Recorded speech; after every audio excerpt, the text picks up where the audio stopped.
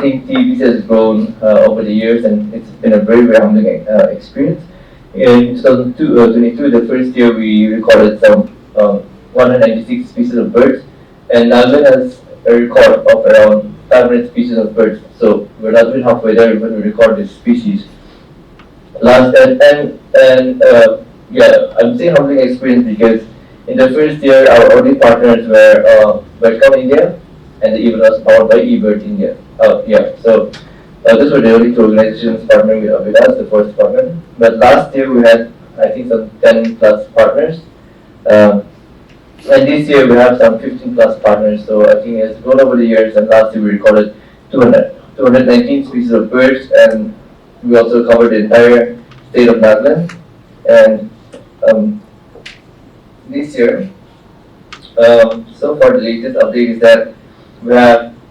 This is going to change. I can assure you this number will change because people are still uploading. But we have recorded so far in the past 2 days, and since this morning, 171 species of birds. And just like Sir had uploaded one checklist, there was one checklist. So such checklists we have uploaded 321 checklists so far.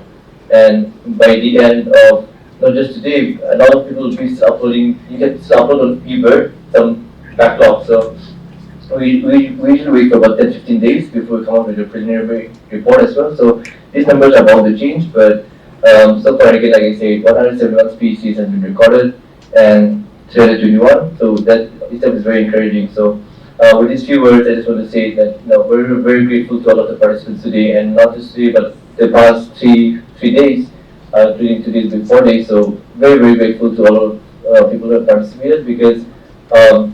We want to also encourage birding as a hobby, but more importantly, we want to understand how our birds are doing. And birds are already telling us, they're trying to predict our future to us. We better listen to them. If not, we're going to have the consequences. So I hope that we all go back and reach and take up our phone or binoculars and start observing birds and be stewards of the environment. All of you would have also heard that Amur falcon, this is the season, right? So this is the season for Amur falcon, and the bird is already coming in large numbers to Nagaland. So we'll hear about the story of Amur falcon, and also like Ms. Achana already mentioned. So you'll hear a little bit about other species as well, including the hornbill, right? Firstly, all of you should be able to appreciate the fact that Nagaland is in a very important position. So geographically, it is in the convergence of two hotspots. One is the Indo-Myanmar hotspot, biodiversity hotspot. The other one is the Eastern Himalayan region, right? So what happens in a hotspot, biodiversity hotspot? So in a biodiversity hotspot, largely the flora and fauna is found in very large variety. Okay, so I'll give you an example. So there is a species called the Malayan sun bear, right? And there is also a species called bullock gibbon. I think many of you may have heard also bullock gibbon, right? So these species are not found in the rest of the country in great numbers. Of course, it is found in a few states, but largely some of the population is found exclusively in Nagaland. Similarly, the blight tragopan. So blight tragopan is a bird. So how many of you know that it is the state bird of Nagaland? Are you aware? So the state bird of Nagaland is not the hornbill. So the state bird of Nagaland is the blight tragopan. So it's a larger pheasant. Pheasant means it's like a hen type of bird, no? So this particular bird is very colorful, and it is also exclusively found in parts of Nagaland. So again, the importance is very high because of this reason. So it is not present everywhere else. So just imagine a day if all these things get wiped out. Just imagine a day, no? So that means that it will be wiped out from the face of the earth. So it will become extinct. So that kind of situation is also possible. However, since Nagaland is rich in biodiversity, it is of utmost importance that we guys are able to conserve them so that the future generations also are able to see these animals, and also these animals are able to survive on their own without much interference or issues from human beings for a long period of time. So let us first just discuss generally about Amur falcon. So on the left side you will see the female, and on the right side you will see the male. So can you see that there are some distinctions in colors, right? So if you are aware Even in the species peacock and peahen, so the peahen, the peafowl, no? So the peacock is very colorful. So the reason being is in nature, many times the male has to woo the female. So it has to be more grand, it has to be more colorful, it should know special dance. So it's very like you may find it even humorous also. Reason being that the male has to take so much of extra effort to woo the lady. So usually the colors are differentiated between male and female. Okay, so this is something which you need to know. In some cases, you also need to know that the juveniles or the young ones, the chicks, the color and the feathers may be quite different. And in case of Amur falcon, the reason it becomes very special is because this particular bird, it flies 22,000 kilometers round trip, not non-stop, round trip in a single year. So you can see the green region, which is called the breeding ground, and you can see a blue region, which is called the wintering ground. So the breeding ground is near the river Amur. So this Amur river is somewhere north of China and somewhere near Mongolia.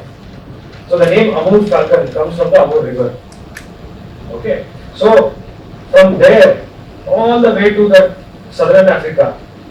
So it is not South Africa, it's not the country South Africa, but the southern part of African continent. So there, all the way till there, it flies. It flies in over a period of time. Now, to fly so much of distance, it also needs to fatten up, meaning it needs energy. So for that energy, what it does, this bird specifically stops in Nagaland, in parts of Manipur, it stops in parts of Arunachal and Assam and Meghalaya also. Okay, so in these locations when this bird stops, so what does it do? So it eats a lot of termites. It is insectivorous in nature.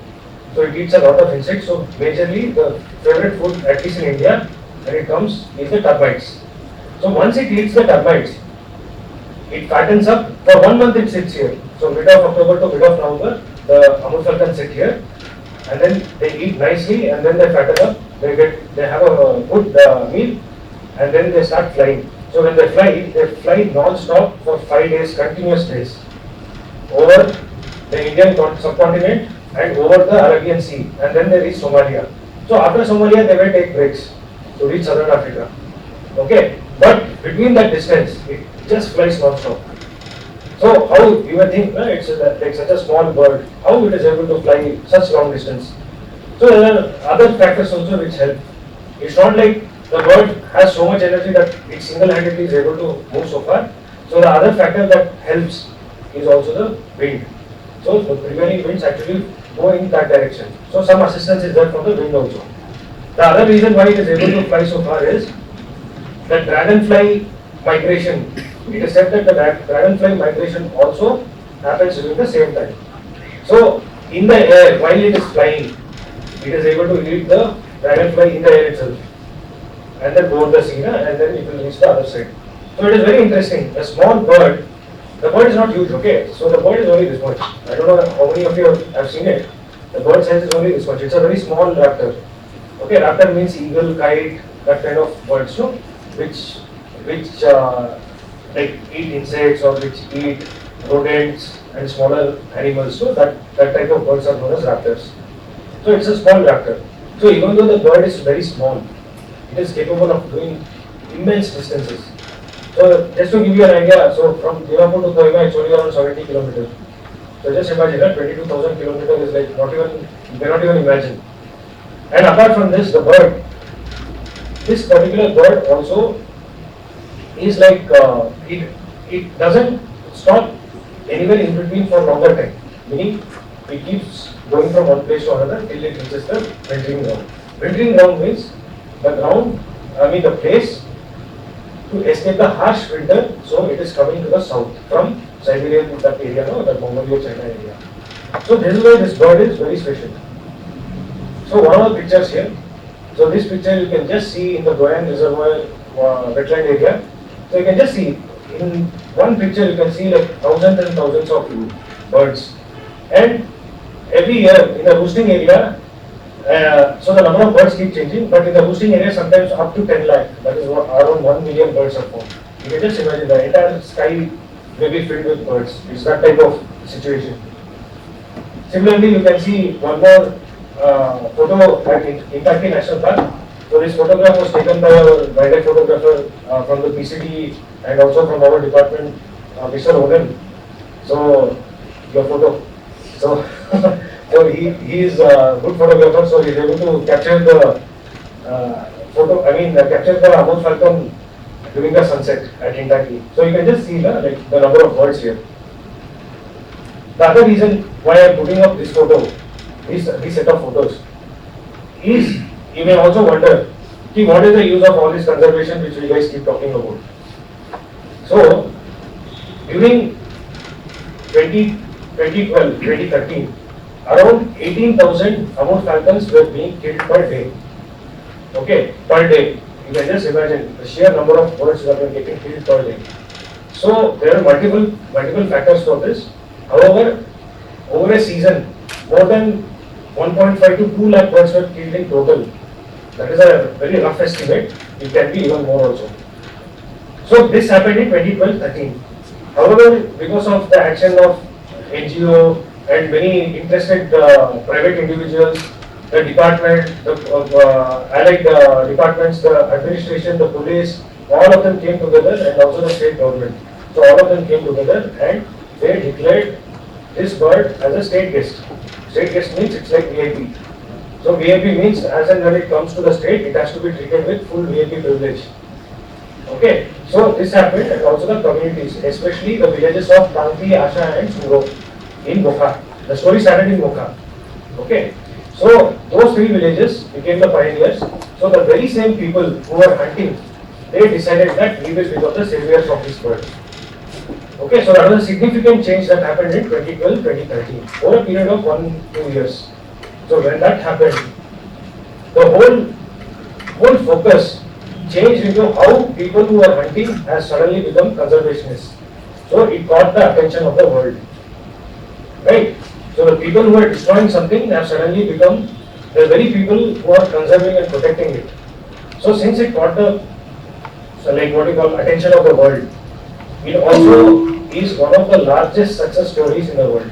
So that is why Amur falcon brought Nagaland to the map of conservation in the world. So that is why a single small bird is holding such significance for the conservation story in the entire globe. Now this particular photo on the left side, you see some of us are there. So this is a program called Conference of Parties. So COP. So COP is nothing but international bodies and international delegates come from across the world. They come together and they decide on how to safeguard the next set of birds or animals or whatever is the agenda for that particular meeting. So this particular meeting had the agenda of Convention on Migratory Species. Acha sir, ajila program no board all briefly details but describe video. Okay, first of all, thank you very much for coming for the program. So today we had the closing ceremony of the Tokhu Emong Bird Count, or called the TEBC. TEBC is basically the first bird documentation event for the state of Nagaland. Here we're trying to see how our birds are doing basically, and also we're trying to encourage birding as a hobby. And TEBC started in the year 2022, and right now we're having a lot of partners, but basically this event is powered by eBird India in collaboration with Bird Count India. Yeah. Nagaland TV, Sob Manulaga Awas. Watch us live on Geo TV and on your television sets as well. For Dimapur viewers, we are on channel number 994 in Global Chapter, and Kohima and Mokokchung viewers, switch to channel number 138 on Hornbill Digital. For all news and updates, follow us on Facebook, Instagram, YouTube and Twitter.